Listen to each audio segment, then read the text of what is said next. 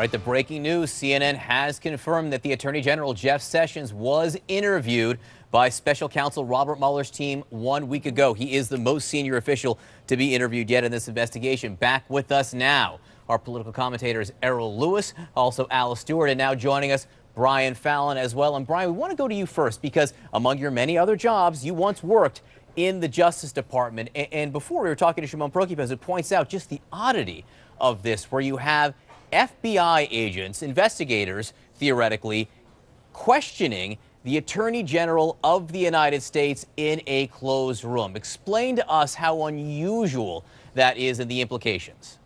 Well, it would be highly unusual in any other circumstance other than this one that we find ourselves in, with Donald Trump being the president and himself being under scrutiny in this Russia investigation. So it was reported a few weeks back that Mueller's team is already starting to negotiate the terms by which they will interview the president himself. So we should not be surprised to hear that they have sought out the Attorney General. Of course, there's 2 points of interest with respect to the Attorney General, at least 2. Number one is he himself had contacts with the Russian government during the campaign, had at least 2 meetings with Ambassador Kislyak that he didn't initially disclose to the Senate when he was going through his confirmation hearing. So the underlying collusion investigation would be interested in what the nature of those conversations were. Secondly, of course, he was privy to the conversations that led to Donald Trump's decision to fire Jim Comey. He was famously at that Monday meeting with his deputy, Rod Rosenstein. And so any investigation about the president's obstruction of justice, Jeff Sessions would have a lot to say there. So all of this makes it doubly inappropriate, John and Poppy, that you would have Jeff Sessions trying to weigh in and force Christopher Wray to fire Andy McCabe, the deputy director of the FBI. It would be inappropriate under any circumstances as a career official, and it's an improper meddling by the Attorney General. But especially when you have the Attorney General, who's a person of interest, if not a subject of this ongoing investigation, the idea that he's trying to influence the personnel decisions at the FBI is entirely inappropriate. Errol Lewis, Jeff Sessions cannot do, or could not do, since this meeting has already happened, in front of Mueller's team what he did to Congress, and that is time and time again essentially cite executive privilege, say, I can't answer that, I'm not going to answer that, because the president may invoke executive privilege down the road.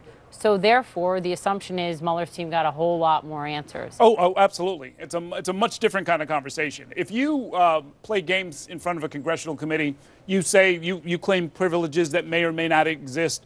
If you try their patience long enough, they'll hold you in contempt of Congress. That itself is a cumbersome process. You have to go outside. You have to get a judge involved and so forth.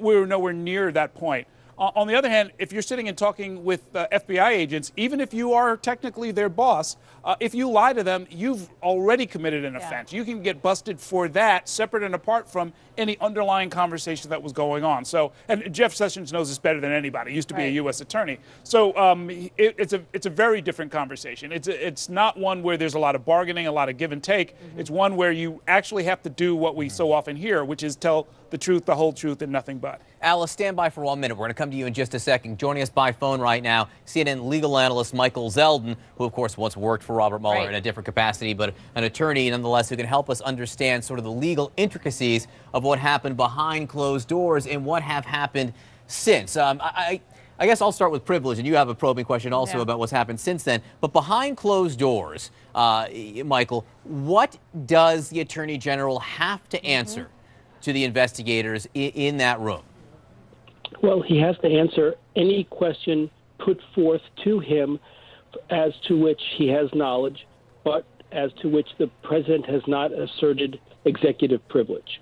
So when he goes in, he's like any other person, but because he was a senior policymaker in the administration, the president retains the right to assert executive privilege as to specific questions or lines of questioning. He cannot blanketly say, I am not going to answer that question because the president may in the future want to assert it. It has to have been, I am not answering that question because the president or his White House counsel or his private counsel somehow have instructed me that the president is asserting executive privilege as to the question you are asking me. But that's significant because that's real. Whether, excuse me 1 second, just to say, then Mueller can determine whether he thinks that is an appropriate exercise of executive privilege. And he thinks if it is, then fine. If it is not, he can go to court and say they are using this as a shield when they have no right to do so, and I want you, Judge, to pierce through that.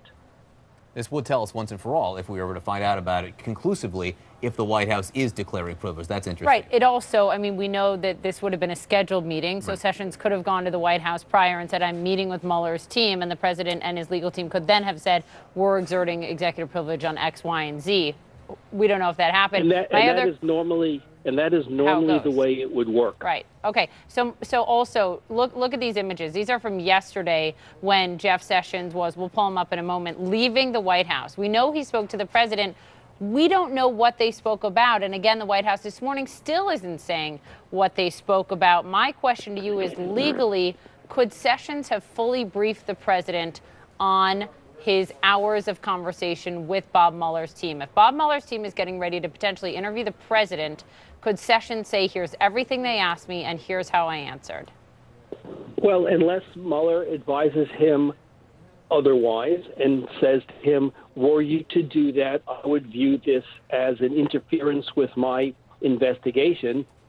Generally speaking, a witness is free to talk to whomever they want about their testimony, whether it's in the grand jury or privately, unless he's instructed by Mueller otherwise. I would expect that these guys are talking to one another. We saw that earlier when Flynn backed out of the joint cooperation agreement that led us to know that they were all talking to one another. Sessions could be similarly in such an arrangement. So, yes, I would expect that they would have a conversation where the broad outlines are discussed, but not necessarily on a question-by-question basis, because I think Mueller might find that problematic. All right, Michael, stand by, if you will. I want to bring Alice Stewart back into this discussion. Alice, Brian Fallon raised an interesting point here on the timing of all of this, which is that the Attorney General was questioned last week in the special counsel's probe, and this morning we're learning that he was pressuring the FBI Director, Christopher Wray, to fire the deputy, pressuring him so much that Christopher Wray threatened to quit if he kept that pressure up, Alice. You know, is that appropriate, given now that we know he was facing questions himself by presumably FBI agents in the special counsel probe? Is it appropriate for him to be weighing in on FBI personnel decisions a week later? In my view, no. And in my view, it wasn't appropriate for the president to push James Comey out either. I think it's critical for an FBI investigation and a special counsel investigation to do its job appropriately, to get to the bottom of Russian interference in our election and possibly influencing the outcome of our election and possible collusion between the campaign, is to let them do their job free and clear of any kind of influence by the administration. And clearly, based on what we see Jeff Sessions meeting with the president yesterday, I think it would be safe to assume that he did fill in the president on the meetings he had last week with the special counsel.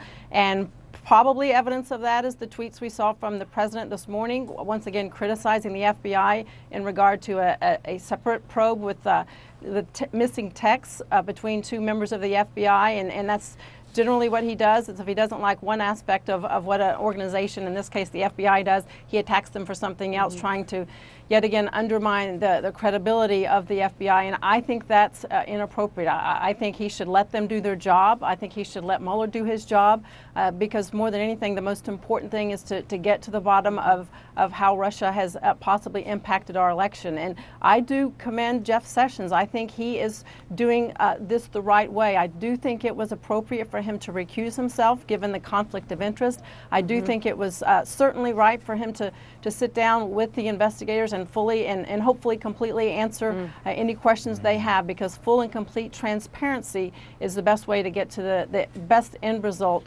for Mueller and his team. Look, the president has oscillated in the last few weeks between, I think Mueller will be fair, and once again, this is the biggest witch hunt. This is a hoax. So how does he feel this morning? We don't know. We don't know.